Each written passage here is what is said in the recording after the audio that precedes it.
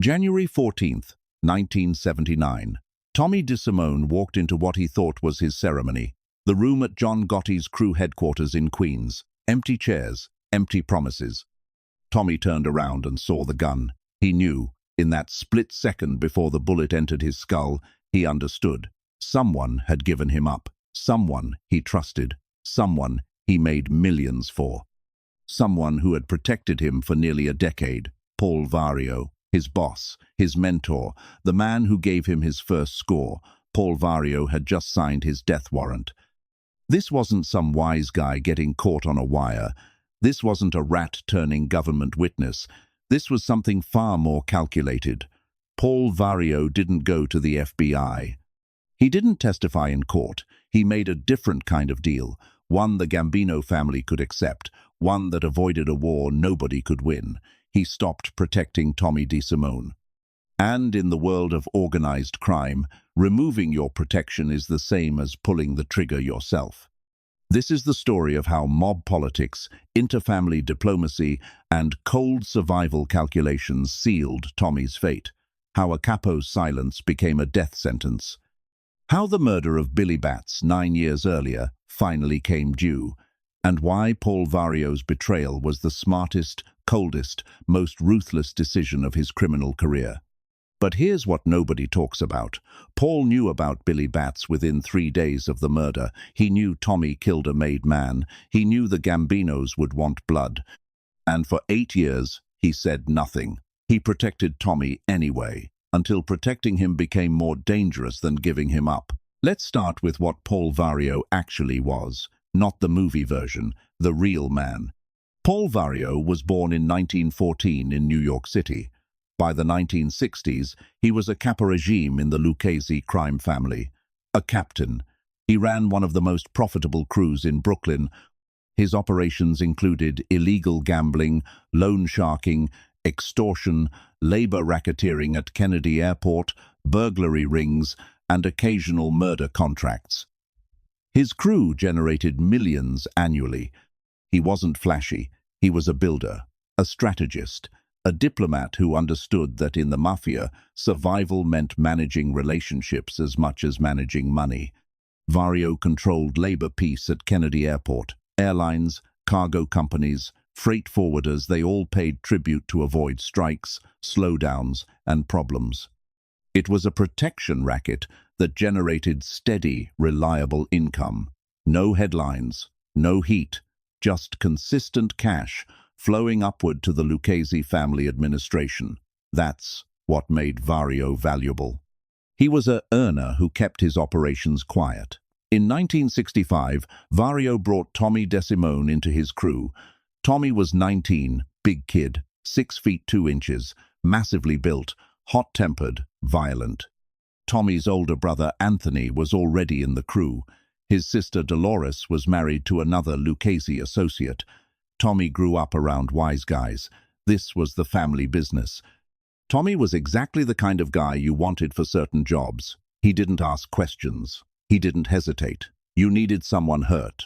Tommy hurt them. You needed someone dead. Tommy killed them. Between 1965 and 1979, Tommy was suspected in at least 10 murders.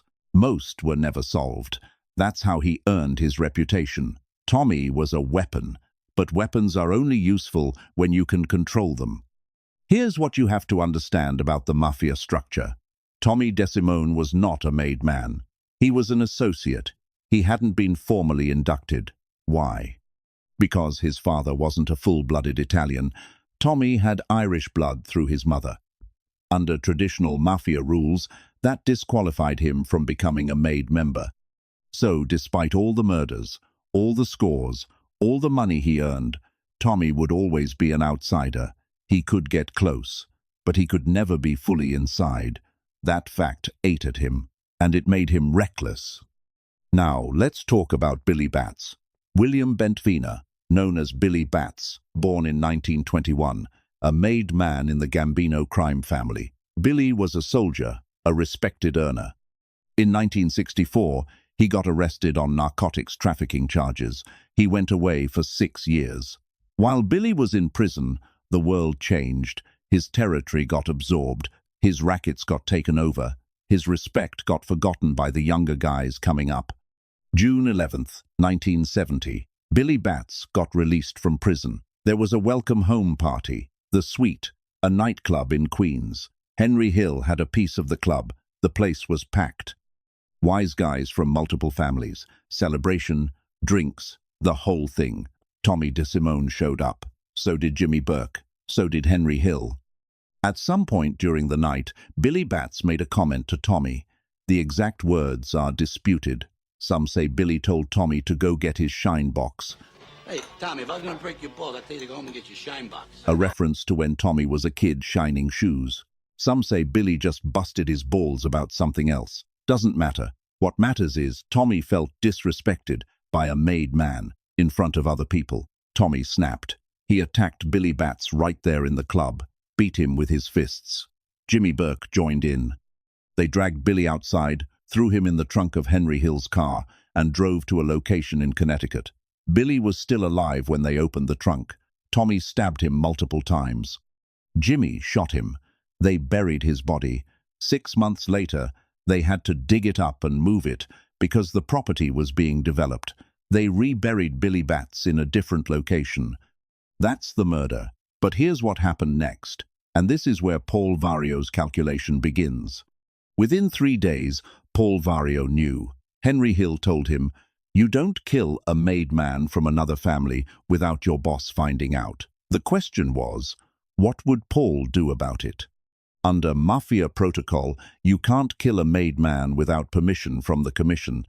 Billy Batts was Gambino. Tommy was Lucchese, or would have been if he could get made. The Gambinos had the right to demand justice. They could go to the commission. They could demand Tommy's life. They could demand war. But here's the thing. Billy Batts had been in prison for 6 years. His crew had moved on. He wasn't generating money anymore. He wasn't connected to current power players. Carlo Gambino, the boss, had bigger problems. The Colombo War was heating up. Law enforcement pressure was increasing. A conflict with the Lucchese family over one aging soldier wasn't strategic, so the Gambinos did nothing immediately. But they didn't forget. For 8 years, Tommy DeSimone walked around free. He kept earning. He kept killing. In 1974, he killed Ronald Jerothe, Foxy, a Gambino associate and a protege of John Gotti. Tommy had dated Jerothe's sister, beat her up. Jerothe threatened to kill Tommy, so Tommy went to Jerothe's apartment on December 18, 1974, and shot him dead. Now Tommy had killed 2 men connected to the Gambino family. Billy Batts, a made man. Ronald Jerothe, a Gotti crew member. You have to understand what that meant. It wasn't just about revenge. It was about respect, about power, about sending a message. If you let someone kill your people twice, you look weak. And in the Mafia, weakness gets you killed. John Gotti was rising in the Gambino family. He was ambitious. He was building his reputation. He had loved Foxy Jerothe like a brother. And now, this Lucchese associate, this half-Irish punk who couldn't even get made, had killed him. That was personal. But Gotti was also smart.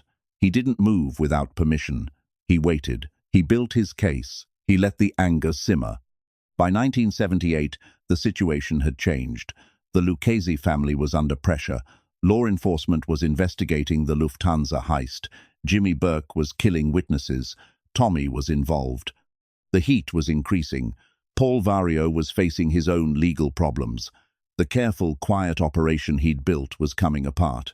And then the Gambinos came calling. The conversation likely happened through intermediaries. Sit-downs. Discussions between capos. The Gambinos presented their case. Tommy DeSimone killed Billy Batts in 1970. He killed Ronald Jerothe in 1974, both unsanctioned. Both violations of Mafia law. The Gambinos wanted justice. They wanted Tommy dead. Paul Vario had a choice. He could refuse. He could protect Tommy, say Tommy was his guy, his responsibility, his crew. But that meant conflict.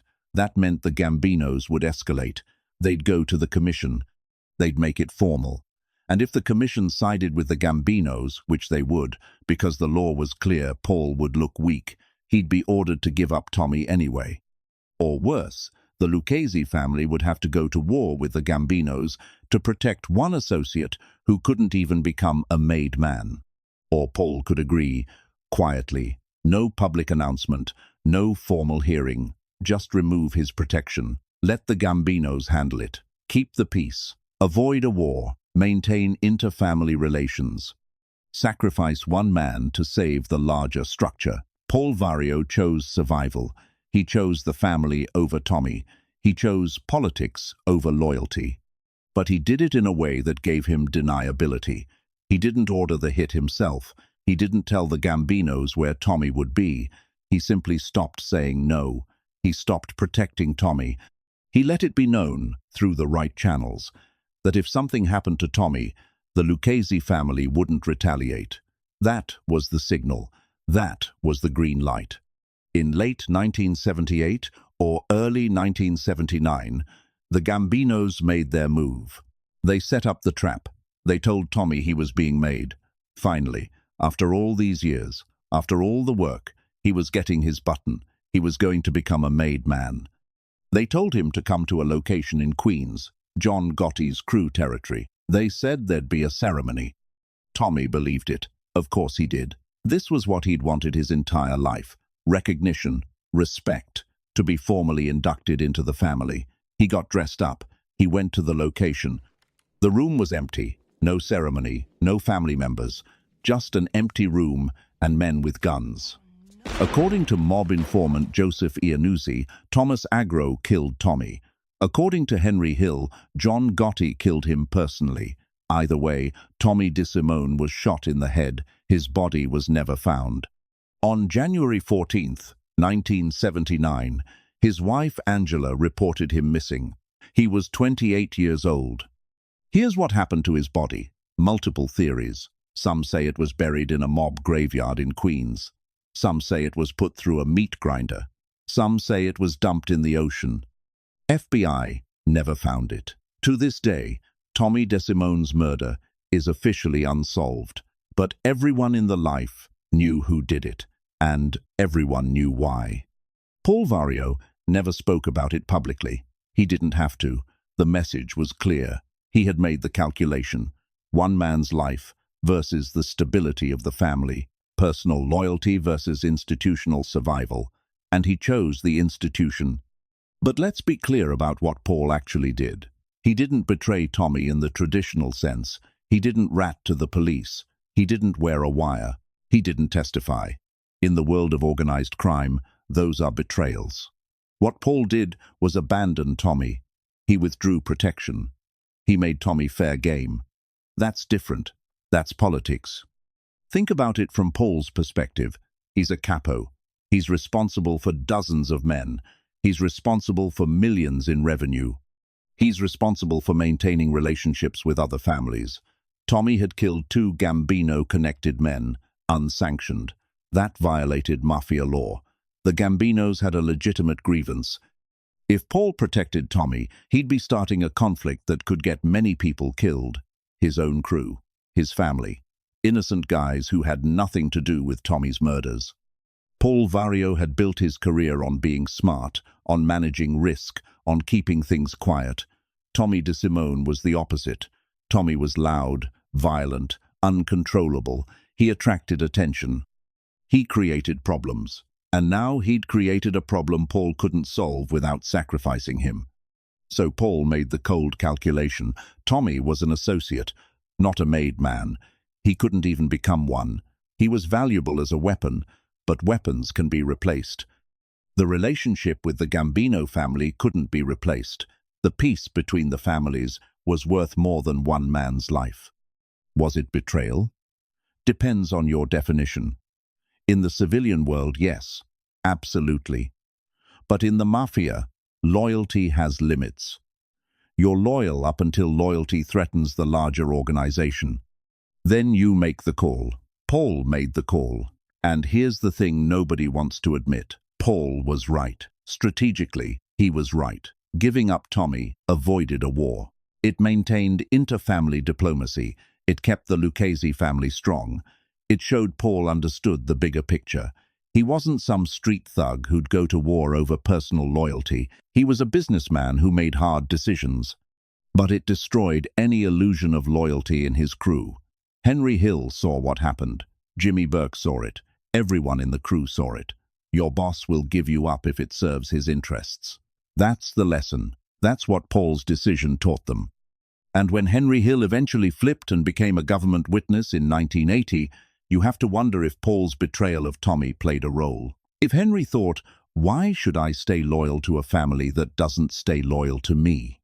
Paul Vario never faced justice for his role in Tommy's death. He was never charged. The murder was never officially solved. Paul went to prison in 1984 on separate charges.